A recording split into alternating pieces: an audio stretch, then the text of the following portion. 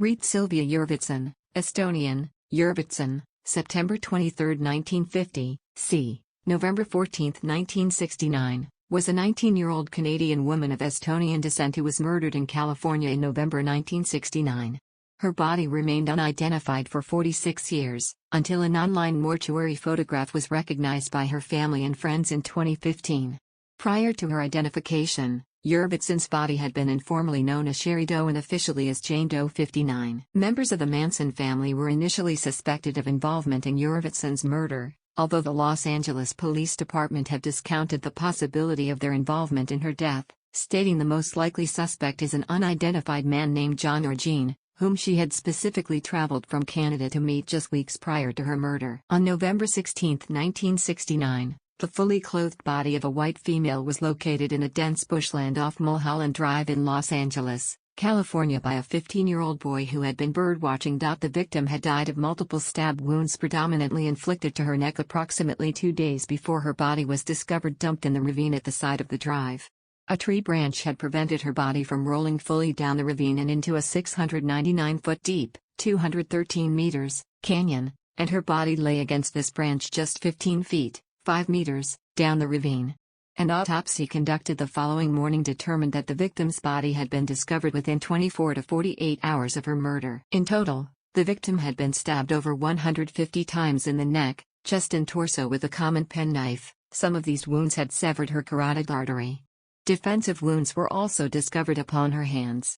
It is also believed she had been transported to the location where her body was discarded in an upright position, and that her murderer was a right-handed individual. She had not been the victim of a robbery or any form of sexual assault prior to her murder, and had no drugs or alcohol in her system when she died. Furthermore, the victim had been killed approximately 2 hours after having eaten a meal. The young woman was initially believed to be between 20 and 23 years old and was 5 feet 9 inches tall, weighing 112 pounds. The woman had green eyes, tinted dark brown hair, and had vaccination scars on both her left arm and left thigh. A 1/4 inch horizontal scar was also visible beneath her left breast, and a birthmark was located upon her right buttock. She had also received several silver amalgam fillings in both her upper and lower jaw. Besides these traits, the victim had no other distinctive features, and she had no identification on her possession at the time of her discovery. Evidence discovered at the crime scene suggested the victim's body had been placed in the back seat of a car, then driven to the disposal location, where her body was dragged out of the car and around the trunk of the vehicle, then rolled down the ravine. Furthermore, on November 21, a pair of Liberty brand glasses belonging to a nearsighted individual were found approximately 50 feet, 18 meters, from the location where the victim's body had been placed in the ravine, although it remains inconclusive whether these glasses are related to the case. Because several articles of the clothing the victim had worn at the time of her murder had been manufactured outside of America, she was theorized to have been a native of a country such as Spain or Canada, as her boots and jacket were made in these countries, respectively. Other articles of clothing worn by the victim included cut-off shorts from Massachusetts, a leather belt and a sweater. A buckle on the belt was made of brass and the victim wore 2 metal rings, one white, and one yellow. The yellow ring contained a red stone, and the white ring bore Native American designs and was manufactured in Mexico. The victim's face was forensically reconstructed to provide an estimation of her appearance in life. One drawing was created shortly after the victim was found. The subsequent drawings were created by Project Eden member Barbara Martin Bailey. The victim's sister later criticized all of these works, citing them as being clearly inaccurate, as anyone can see. She would expound that each reconstruction bore very little representation as to how her sister had appeared in life. The location of the victim's body and the probability that she was seen alive in company of the Manson family prior to her murder prompted police to suspect their involvement in her murder. Charles Manson was interviewed both before and after the victim's identification, but denied any involvement. Nonetheless, a woman closely matching the description of the deceased had been seen days before the victim had been murdered with various inhabitants of Spahn Ranch. The individual who informed police of this fact stated she believed the woman used the name Sherry. The Manson family was also suspected to be involved in the case due to the circumstantial fact the location her body was found was approximately 6 miles from the site where actress Sharon Tate and 4 other victims had been murdered just 3 months previous. In June 2015, Jurvetson's older sister, Anne, was contacted by friends who had been searching through the National Missing and Unidentified Persons System, and who had noticed a similarity between a contemporary morgue photograph of the then unidentified woman and Ann Jurvetson's estranged sister. In response to the notification, Ann submitted a DNA sample for comparison to a sample retrieved from a blood-stained bra belonging to the deceased, which had been retained and stored, and from which the DNA had been obtained.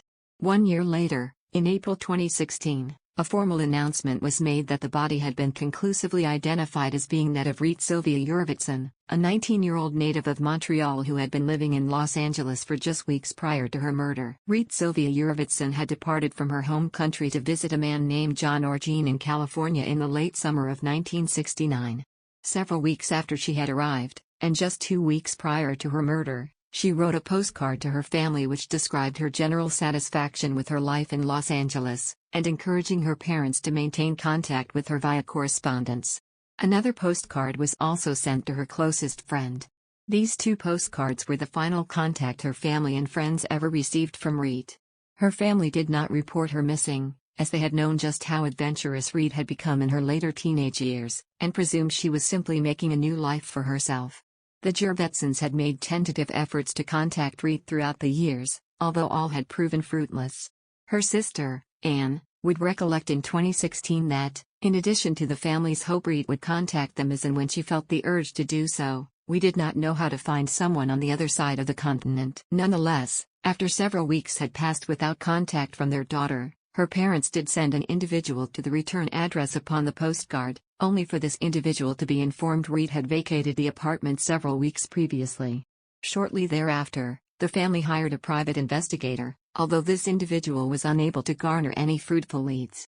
Despite these setbacks, Reet's sister emphasized the fact that, prior to her being shown the online photographs of her deceased sister, she and her family had never given serious thought to Reet being the victim of a homicide. Following Jurvetson's identification, both her family and cold case detectives named 2 individuals of significant interest in the case.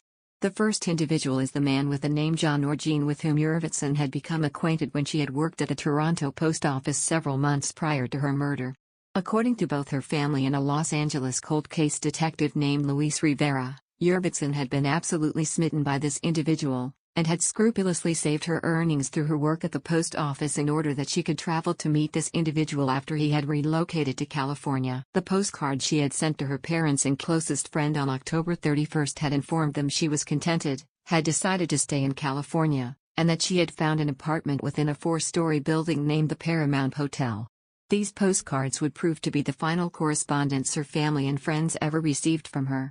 Furthermore, Jurvetson is not known to have established any other close acquaintances throughout the relatively short period of time she had lived in Los Angeles prior to her murder beyond this individual and a likely roommate of his, and neither the man she had traveled to meet, nor his roommate had ever filed a missing person report on Jurvetson. Composite sketches of these individuals were created by the Los Angeles Police Department from descriptions created with the cooperation of a witness from Montreal who had known Jurvetson prior to her departure to California.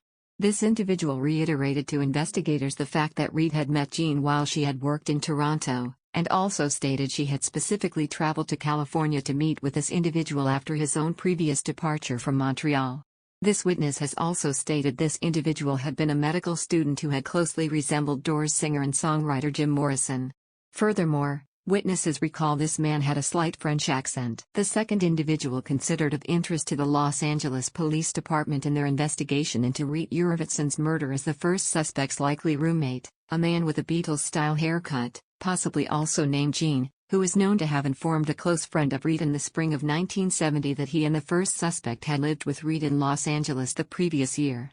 This individual had claimed Reet had left the 2 men of her own volition. He had also made brief attempts to assure Reet's close friend Reet, had not been in any form of danger when she had left the 2 men, making a statement to the effect of, "Oh yeah, she was with us for a couple of weeks and then she left on her own and everything's fine. She was happy." The third individual investigators consider of interest in the case is an individual named Emmeline Horst. This individual had lived across the hall from the apartment where Reet Jurvetson had resided at the time of her murder, and investigators hope he or she will be able to recall the surname of either or both of the 2 individuals with whom Reet had lived prior to her murder. It's really sad how she remained unidentified until recent times. But this only proves the importance of the internet in cases of unsolved crimes. I feel like the likelihood of someone staying unidentified for so long will become more and more improbable as the years go. Right after Charles Manson died, there was an online article where actor Bryan Cranston mentioned that as a kid he and some siblings saw Charles Manson whacked out on drugs when he was squatting at the Spawn Ranch. Just adding this because it backs up the idea of Charlie and friends just doing stupid things in a drug-addled state. One of the group could have assaulted Reet in a drug-induced freakout and left her there. Good point. The Manson group did have a lot of hangers-on and associates. I'd wager that an under-the-radar acquaintance might have killed her, dumped her body, then made tracks out of the area given the circumstances at the time. Law was a big dirty place at the time and easy to disappear into. I remember when she was identified. Thanks for this write-up. So, what's your theory on what happened? Share your thoughts in the comments below. If you enjoyed this, please give it a thumbs up and subscribe.